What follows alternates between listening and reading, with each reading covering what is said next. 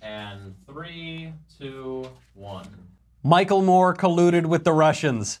Or at least he was a useful idiot exploited by the Russians. And we have photographic evidence. None of this should surprise us, however, as the American left has been working with Moscow for over a century to undermine American institutions and culture. We will analyze this latest episode and the long history of Democrats colluding with Russia. Then, on this day in history, what we conservatives can learn from American colonists adopting the Indians' practice of scalping to fight against them. I'm Michael Knowles, and this is The Michael Knowles Show.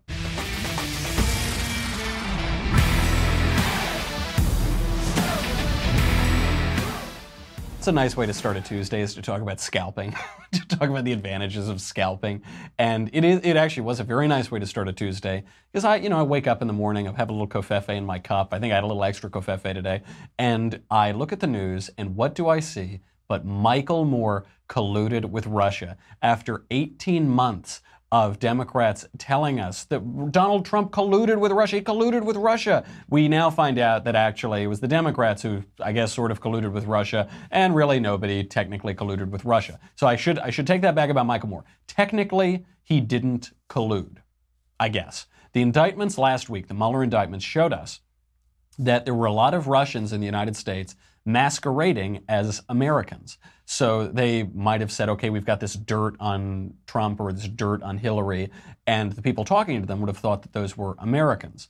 They might have talked to campaign volunteers, they might have been on Facebook buying advertising or whatever, but ironically, one of the big news stories that came out of the indictments last week is that apparently nobody actually colluded with Russia. They just talked to people who they thought were Americans. Now, this would not be the same, by the way, for someone like Democrat Congressman Adam Schiff, who thought that he was talking to the Russians about compromising things from Donald Trump, thought that he was talking to the Ukrainians, but he wasn't really. That was just a big hoax. So actually, that would be collusion, even though there was nothing there. And with the Russians, even though there might have been something there, that isn't collusion. Now, there's a lot of collusion. We've known on the American right that for a long time that this story was total nonsense. Van Jones also admitted that and called it a nothing burger. Democrat Senator Dianne Feinstein also knew that. She admitted we don't have any evidence for Trump colluding with Russia. None of this, though, should surprise us whatsoever that the American left has been duped by the Russians or has been working alongside the Russians because American lefties have allowed themselves to be used by Russia for a very, very long time. In the case of Moore, Moore attended an anti-Trump rally organized by Russians just days after the 2016 election. And this was apparently part of the strategy. Russia has been interfering in our elections for a very long time, since the Russian Revolution in the early 20th century, and I suppose this year was no different. So they appear to have run ads for candidates like Donald Trump or, say, Bernie Sanders, and then after President Trump won, they started pushing these rallies for Hillary Clinton and for saying that Donald Trump is not my president. They actually held one on November 12th that was explicitly called Trump is not my president. Moore attended it. He posted on Facebook, quote, "At today's Trump Tower protest, he wouldn't come down. Here's my Facebook Live coverage." So he was broadcasting from the event. He was a central figure there. That said, Michael Moore tends to be a central figure wherever he goes. In this case, he was also a central figure. The Mueller indictment makes crystal clear that this rally was organized by Russians. Moore, you'll also recall, performed a one-man show on Broadway against Donald Trump last year. So I think it was at the Belasco Theater in New York. Not even the Russians could prop up that theatrical atrocity. It got terrible reviews. It fell short of its projected ticket sales, and it's gross. No surprise at all. But Michael Moore has been working this angle for a long time, and the Russians have been happy to use him for it. So by all available evidence, it was Democrats working with Russians on this election. President Obama knew about apparent Russian interference, but he did his best to quiet any allegations. As President Trump tweeted this morning, quote, "There is no serious person out there who would suggest somehow that you could even rig America's elections. There's no evidence that this has happened in the past or that it will happen this time. And so I'd invite Mr. Trump to stop whining and make his case to get votes." This is all Trump's tweet. Trump's tweet goes on. The President Obama quote just before the election. That's because he thought crooked Hillary was going to win and he didn't want to rock the boat. When I easily won the Electoral College, the whole game changed and the Russian excuse became the narrative of the Dems. absolutely right. I am so glad that Twitter exists. I know it's shadow banning conservatives, it's probably shadow banning me, but at least Donald Trump can skip the mainstream media, get his message out to many more people than read the New York Times. This is exactly right. If the Obama administration knew about Russian interference, knew about this ahead of time, the only reason that he wouldn't talk about it is so that he wouldn't delegitimize President Hillary Clinton's first year in office. The Clinton administration, he was hoping that Hillary Clinton would just be elected, they wouldn't have to deal with this at all, and they could keep this Russia stuff under wraps. Because there's a lot of Russia nonsense to go around. But we also shouldn't be surprised by that. Barack Obama has actually colluded with Russia on camera, on microphone, and we caught him. Here he is. My last space for you. Yeah. After my election, I have more flexibility. Yeah, I understand. I transmit this information to Vladimir and understand what. So that was Barack Obama talking in 2012 to Russian puppet leader Medvedev, who's a close ally of Vladimir Putin, a puppet of Vladimir Putin, and he whispers to him on what he thought was a private conversation, though he had a hot mic on him. He said, "I will have more flexibility after my election." Now, to translate that for you, that means I am going to lie to the American people about my intentions with regard to Russia, but I will do something different than what I say that I'm going to do with regards to Russia. I will have more flexibility. I have to pretend to hold one policy view toward Russia during the election, but then I will change my view after I am elected.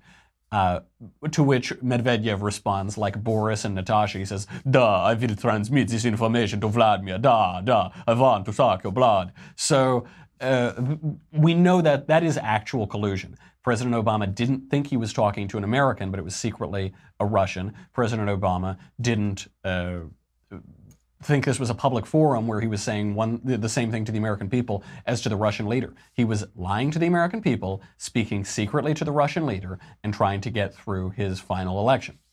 We know, according to an FBI informant, that during the Obama administration, Moscow sent millions of dollars to the U.S. with the expectation that it would go into Bill Clinton's slush fund while Hillary Clinton was Secretary of State and oversaw the reset in Russian relations, including the sale of American uranium reserves to Russians. Even that shouldn't surprise us. The American left has been working alongside Russia to undermine American institutions and culture for a very, very long time, for 100 years.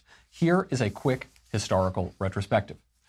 To begin, right after the Russian Revolution, 1919, just 2 years after, the left-wing American journalist Lincoln Steffens accompanied William Bullitt, a State Department official, on a 3-week trip to the Soviet Union. Steffens admitted that the revolution appeared, quote, confusing and difficult, but he insisted that the Soviet Russia was, quote, a revolutionary government with an evolutionary plan. Now, those revolutionaries were the Bolsheviks. Their plan involved taking the royal family, the Russian royal family, into their basement and shooting them dead. That was, I think, on July 18th. It was sometime in July 1918. Tsar Nicholas, his wife Alexandra, and their 5 children aged 22, 21, 19, 17, 13. Murdering 13-year-old innocent girls and killing the leaders of your country. That was the plan that they had. Steffens made excuses for these Bolshevik horrors by explaining that the Bolsheviks required, quote, a temporary condition of evil, which is made tolerable by hope and a plan. Here's that plan again. They've always got a plan. This is a characteristic of the utopian left. Don't worry about the reality around you. Think about our theoretical plan. Who cares if it works in practice? Does it work in theory? So when Steffens returned to the U.S. and lobbied for taxpayer funds to help the communists, to help the Soviets, he gushed, "I have seen the future and it works." This line, by the way, this early, just as early as it could possibly be, leftist American collusion with Russia, was really the beginning of the modern American conservative movement. William F. Buckley Jr., when he founded the National Review, used this line. He said, a conservative is one who stands athwart history yelling, "Stop." People have wondered what that means. We're trying to stop history. We're trying to do this or that. It's a direct response to the Lincoln Steffens line, "I've seen the future and it works." Bill Buckley says, "I've seen that future. I don't like the way it works. I notice it involves a lot of dead people and starving people and no liberty whatsoever. And I want to stand athwart history yelling, 'Stop.'" Conservatives should be doing precisely the same thing today. But it was, at that point too, a central facet of American fusionist conservatism, the creation of Bill Buckley, that we could unite traditionalists and libertarians because both of them were opposed to Soviet communism. That was the central aspect there, which is why the conservative movement after the Cold War and in this new era is going to look different than it did during the Buckley era. It simply has to. The central premise of the American political coalition for conservatives no longer exists, so it now has to pivot a little bit. Steffens was a typical American journalist who railed against business, profit, Christianity, and the church. He regularly railed against all of these things. Is it any wonder that the American left, more broadly, found common cause with communist thugs? Is it any wonder that that kinship persists today? Lincoln Steffens could work for CNN. Lincoln Steffens could work for the New York Times. There isn't much of a change. You see all of the snide remarks that he made about the church and Christianity and profit and capitalism and economic freedom. You see that on CNN and the New York Times all the time. It's 100 years later, they've learned nothing. Moving on from Lenin to Stalin, and from one morally idiotic lefty journalist to another, we get to New York Times reporter Walter Duranty. It had to come back to the New York Times. A Pulitzer Prize-winning New York Times reporter, won the Pulitzer Prize in 1932 for his reporting on Soviet Russia.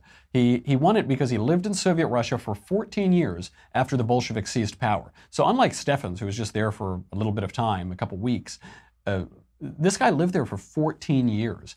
During that time, Walter Duranty, New York Times' Walter Duranty, covered up Stalin's most heinous crimes, including the Holodomor War, the famine in Ukraine. Now, you might say, well, it was an innocent error, he was an idiot, he was a dummy. Not so. Walter Duranty attacked journalists like British reporter Gareth Jones, who were actually reporting on those famines, who were actually reporting on the crimes of Stalin. Jones had seen firsthand the starvation in Ukraine. He wasn't trying to guess anything. He saw it firsthand, he reported about it. What did Walter Duranty write? Duranty wrote, quote, in the middle of the diplomatic duel between Great Britain and the Soviet Union over the accused British engineers, there appears from a British source, that would be our guy Gareth, a big scare story in the American press about famine in the Soviet Union, with, quote, thousands already dead and millions menaced by death from starvation.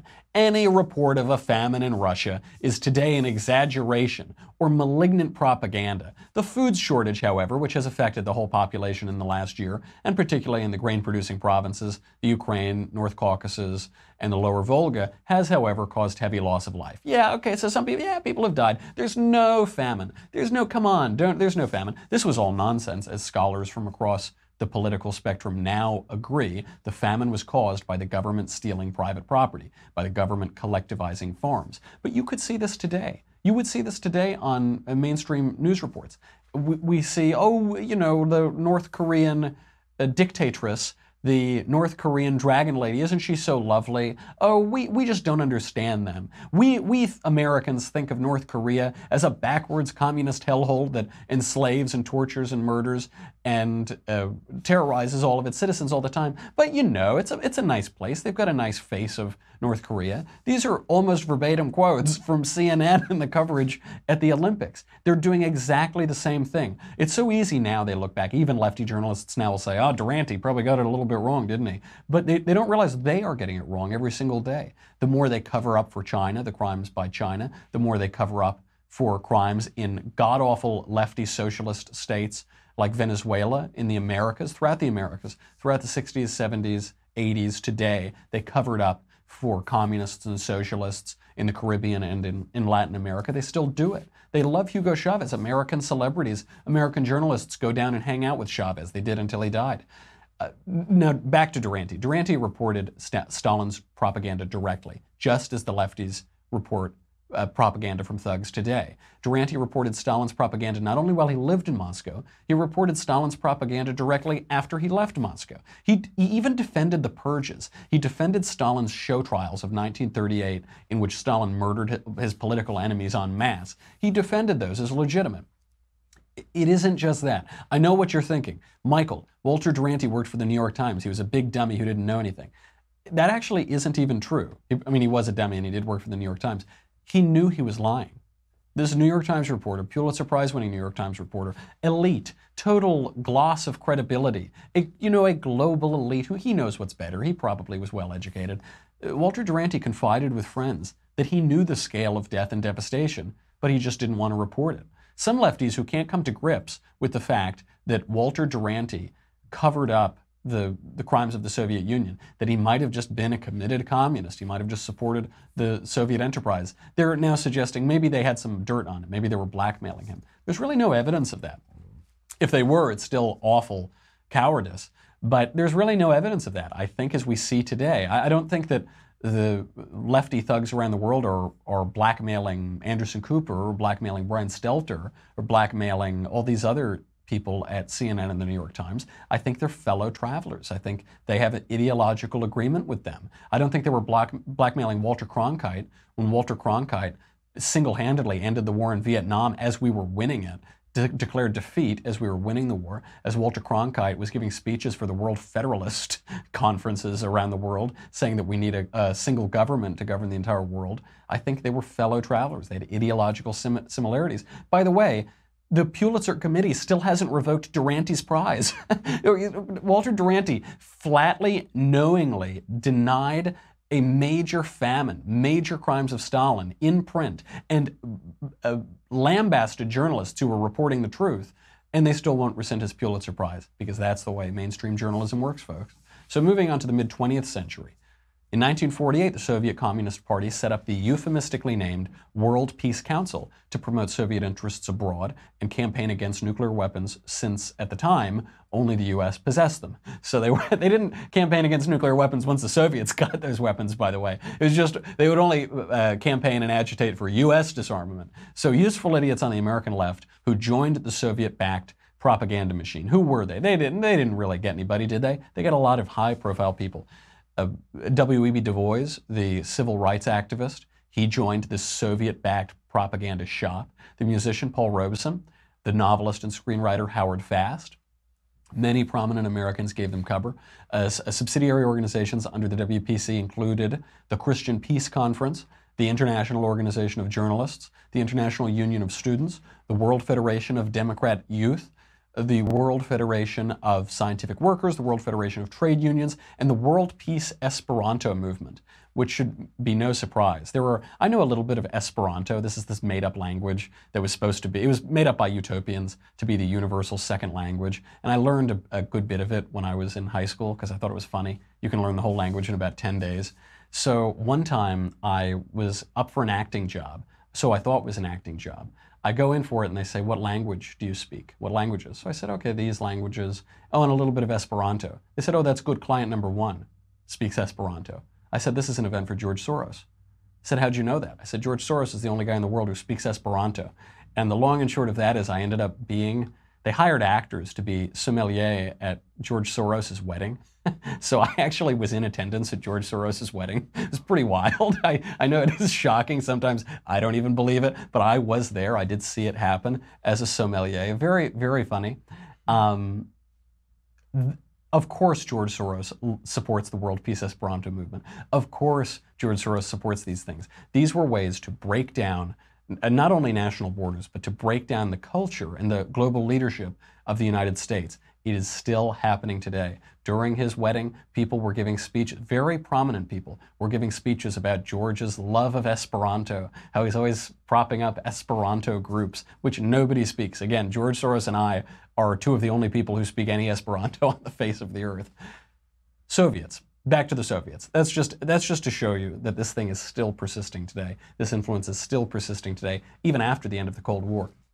Soviets formed or influenced countless organizations to undermine American institutions. That includes the Abraham Lincoln Brigade. I think the last soldier in that died a year or two ago. That was this brigade, basically, of communists that were recruited from America to go fight in the Spanish Civil War.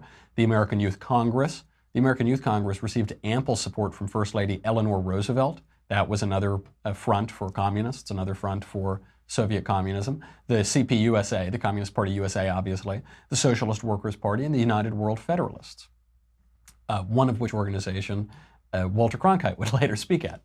Much of the opposition to the Vietnam War and other domestic unrest throughout the U.S. during those years was funded and initiated by the Soviets. But that isn't where it ends. It was executed, it was carried out by the American left. This persisted throughout those decades. A lot of the domestic unrest that we look at had agitation, had sources in Moscow, and was just carried out by the dummies who were convinced by totalitarian thugs in the United States. Now, fast forward a little bit. In 1980, drunk driving, manslaughtering Senator Ted Kennedy twice attempted to collude with Russia, with the Soviets, to gain a leg up in the presidential election. He used Democrat Senator John Tunney to request KGB help in sabotaging Jimmy Carter. So when we're talking about Donald Trump, we're saying that this election was totally unfair. We need to redo the 2016 election. It was stolen because some Russians might have run Facebook ads making fun of what a terrible candidate Hillary Clinton is. Meanwhile, in 1980, a major Democrat senator from an incredibly important American political family is requesting help from the KGB, the Russian Secret Service, to sabotage President Jimmy Carter because he wanted to primary him and become president, even though he'd killed that girl. In 1983, Kennedy again solicited Soviet help in trying to undermine Ronald Reagan, offering to set up TV interviews in the U.S. to make the Soviets come across as peaceful. So, wasn't enough in 1980. Apparently the Soviets didn't do well enough by our pal in 1980. So, next go around, he says, hey, let's call those Soviets up again. Let's see if they can help me out on this race. Now, I don't want you to feel too bad for Jimmy Carter here, because in 1980, while Ted Kennedy was trying to use the Soviets to defeat Jimmy Carter was reaching out to the Soviets to undermine Ronald Reagan. And it is actually a little bit like today when you say, wait, he was colluding with this Russian and he with this Russian, this and that. It's not exactly cut and dry, but we do have examples of these two Democrats fighting with each other to ultimately take down Ronald Reagan. The only guy here who wasn't colluding with the Russians was Ronald Reagan, who defeated them and destroyed their empire 8 years later. In 1984, Democrat Speaker of the House Tip O'Neill requested that the Russians interfere in the American presidential election to defeat Ronald Reagan. Ronald Reagan kept getting the brunt of all these attacks from the Soviets. Reagan wasn't trying to undermine Walter Mondale. Reagan wasn't trying to undermine his opponents by using the KGB, but all of the Democrats seem to keep doing this. This is a running theme. He told the Soviet ambassador to the U.S., Anatoly Dobrinin, it was in everyone's best interests if the Soviets would help the Democrats keep that demagogue Reagan from being reelected. This is another theme that we're seeing. So you have Tip O'Neill there working behind the scenes with our greatest geopolitical foe, the greatest geopolitical foe the United States has ever had for the longest time it's ever had one. And he's working behind the scenes and he's saying, we have to get rid of Reagan. You need to help us subvert the American system to get rid of Reagan because he's a demagogue. And that's what you hear. That you hear this all the time with Trump. Well, we can subvert the Constitution. We can subvert the constitutional order because, you know, he's a demagogue. He's a demagogue. These aren't normal times. These are abnormal times. We need to use abnormal means. Extraordinary times, extraordinary means. We have to subvert our legal system to get rid of this guy because he's a demagogue. Fortunately, Donald Trump just relied not on extraordinary means, but on extraordinary memes to destroy Hillary Clinton, and it worked pretty well. In 1996, Bill Clinton privately and off the record agreed to use the U.S. government to interfere in the Russian presidential election, backing Boris Yeltsin's re-election bid if Yeltsin cleared up a trade dispute that disproportionately affected Clinton's home state of Arkansas. And more importantly than his home state of Arkansas, Clinton's main political donors from that home state of Arkansas. So then finally you have Bill Clinton using the government to interfere in Russian elections, to meddle in their elections, as the buzzword seems to be, to get political favors, not even for his country, just for himself. A few concluding points on this as we wrap up, not just as we on this episode wrap up this Russian nonsense, but as the country begins to wrap it up. It seems that Mueller's investigation is winding down. The American left has never apologized for its support of the Soviet Union. Its almost persistent support of the Soviet Union, its help to the Soviet Union, witting and unwilling in direct contact and in the proxy wars that we fought against one another during the Cold War. They've never apologized. They have to. They have no credibility on Russia. They shouldn't say peep on Russia. They've been wrong about Russia for a century. They don't get an opinion. Their opinion is not worth anything. And when they accuse us of doing things, we shouldn't listen to them. We should laugh in their face and go on and continue sipping the delicious leftist tears.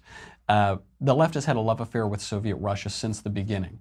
And for a couple of reasons. One, because it was a communist state. It was the leader of international communism. On the other hand, it wasn't America. And the American left hates its own country. They hate their country. And so the adversaries of their country become their friends. They don't like American culture. They don't like their countrymen. They don't like America's policies around the world. They live in the freest, most just, most prosperous, most charitable country that has ever existed. But they just seem unaware of that. They don't like their country. Shivers go up their spine when they see an American flag waving or a flag pin. You heard Democrats for decades, including Barack Obama, saying, I don't want to wear the flag pin. I don't want to do this. I'm a citizen of the world. From all of the major leaders of American industry and all of the journalists we now hear, I'm a citizen of the world. I'm not a citizen of, I don't have any pesky national ties, any of that pesky, disgusting, uncivilized patriotism, that unsophisticated patriotism. I'm a citizen of the world. That's another reason why they persist in helping, wittingly and unwittingly, our adversaries today. We know from the very beginning the major culture makers were communists in Hollywood. We now make fun of McCarthyism and the House On-American Affairs Committee, but the guys were right. Maybe McCarthy didn't have a briefcase full of names, but there were communists. There were subversive figures in the State Department and obviously in Hollywood. I don't think there are non-subversive people in Hollywood. I think all the non-subversive people in Hollywood are in this studio, basically. It is amazing to me when people say, oh, that's just McCarthyism. Oh, that's just, you're hunting for communists. Well, there were communists. Of course, that's fine. Maybe in some ways Joe McCarthy harmed his own cause because he was such an imperfect vessel of it. He had so many personal flaws that in many ways he hurt anti-communism. But the premise was right. There were communists. There are communists throughout American institutions. This is a classic example of projection from the left. Trump's critics on the right say that he needs to come down harder on Russia. They're saying, well, I don't think there was Russian collusion, but he needs to come down really hard. He needs sanctions. He needs to come down hard on Russia. No, he doesn't. No, he doesn't. To do that is to accept their ridiculous premise that Donald Trump, the man we've known for 4 decades, is a secret Manchurian candidate of Moscow. It's an absurd premise. We don't need to give it the time of day. We don't play defense. We don't play defense for those jerks, for those Russia-loving, communist-loving jerks for a century. We don't have to deal with their premises and respond to them as they want to be responded to. No, thank you. Keep calm and covfefe. Move on, ignore their nonsense. It is so rich. Lefties and Trump critics on the right are saying that Reagan would be ashamed if he saw these accusations about Russian Republicans cozying up to Russia. Ronald Reagan would only be ashamed that we're so gullible, that we're willing to buy it. The left is accusing us, the Democrats are accusing us of doing the very thing that they have been doing for 100 years. And we play defense. We say, no, we're not. It's ridiculous. Don't know. You do not have to deal with them this way. You do not have to accept their premises. You do not have to play defense for even 1 second. You don't owe those people one single explanation on this point. They owe you 100 years of explanations, and the next time they bring up Trump and Russia, demand 100 years of explanations from them. Demand explanations from Lincoln Steffens all the way up to the Barack Obama administration. See what they say. You'll at least have a long time to think of your retort because they'll have a century of explaining to do. All right, we've got to get to This Day in History. Do we have to say goodbye to Facebook and YouTube? Yes. We do. That's awful. This is a really good This Day in History. You can see I'm a little fired up today. I clearly have a little more covfefe pumping through my veins. We're going to be talking about scalping. We're going to have a defense of scalping and why scalping is important for us as we look at this current political climate. But if you are not on dailywire.com, you're not going to be able to see it.